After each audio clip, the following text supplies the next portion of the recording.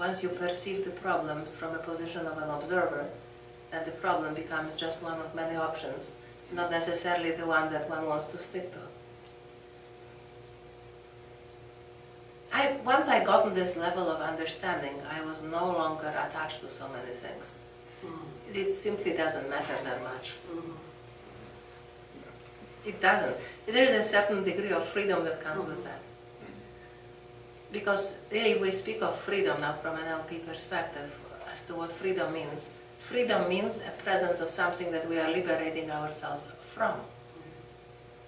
So if I speak of being free, does it mean that I perceive something that isn't free? Now that something where I felt not being free is still a statement of freedom because it was one choice among other choices that were available. So being stuck to some place or something is still a state of freedom because it's on some fundamental level we've made a decision to remain there. And we are really in a wrestling match with ourselves, applying wrong causality to things external to us as determinants of our experience. And nothing external to us is a determinant of our experience. We are creating the experience, we are responding to the experience, we are maintaining the experience, perpetuating the experience. So, what is the problem? No problem. The problem is only from the circle in the square, but not from outside. From outside it becomes an interesting observation. But from within, oh my God, I feel stuck, I don't know what to do. So the question is, how big a lens do I wish to have and what do I choose to perceive and why?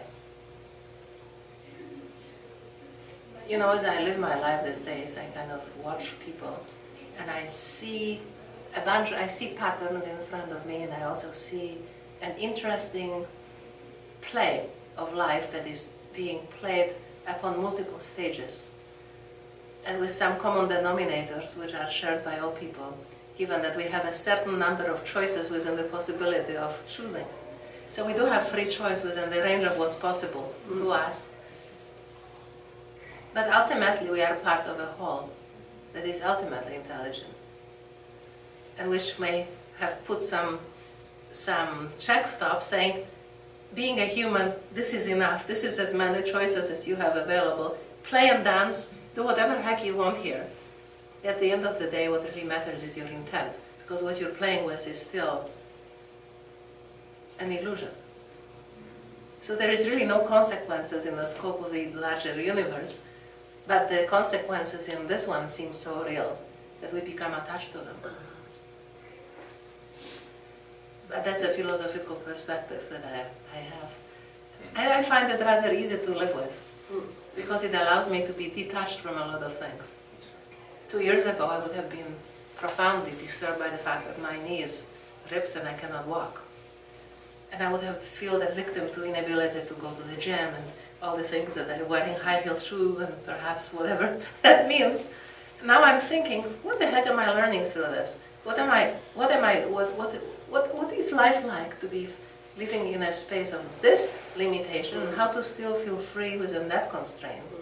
Because I can feel just as free in this constraint as without this constraint.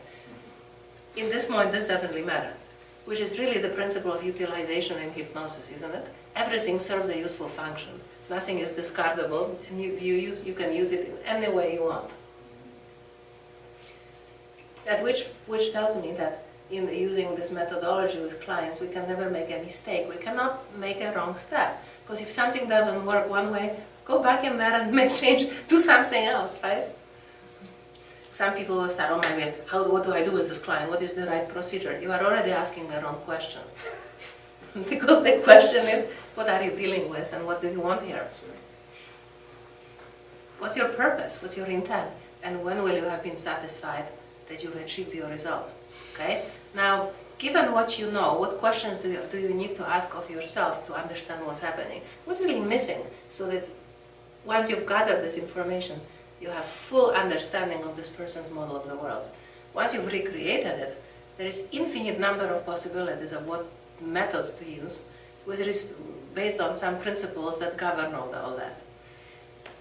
And then what you create is really up to you, because it's a creative mind that is your tool. There is 25 different ways you can do a phobia cure if you want to. Who says it has to be a theater and it has to be that way? As long as the principle remains, it could be a stream in the forest, or it could be anything.